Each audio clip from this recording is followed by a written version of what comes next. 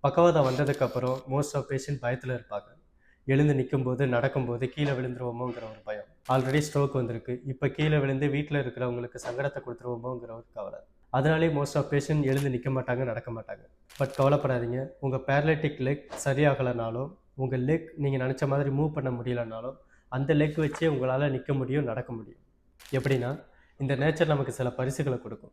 அதில் ஒன்று தான் ஸ்ட்ரோக் வந்ததுக்கப்புறம் உங்கள் லெக்கில் சினர்ஜிக் பேட்டர்ன் டெவலப் ஆகிறது. அதாவது பர்டிகுலர் மசில் வேலை செய்ய ஆரம்பிக்கும்.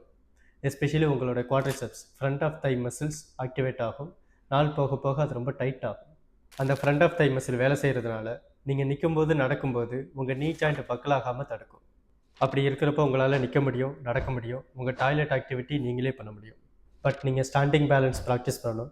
அதை அச்சீவ் பண்ணால் தான் அடுத்து நல்லா வாக் பண்ண முடியும். Standing balance and walking training improve பண்ணுறதுக்கான எக்ஸசைஸ் ஆல்ரெடி என்னோடய இன்ஸ்டாகிராம் பேஜில் போஸ்ட் பண்ணியிருக்கேன். அந்த எக்ஸசைஸை பார்த்து ப்ராக்டிஸ் பண்ணுங்கள். ஸ்டார்டிங்கில் இந்த எக்ஸசைஸ் பண்ணும்போது சேஃப்டிக்கு ஒரு ஆள் பக்கத்தில் இருக்கிறது நல்லது. இந்த எக்ஸசைஸை தொடர்ந்து பண்ணுங்கள். இண்டிபெண்டன்ட் ஆகுங்க.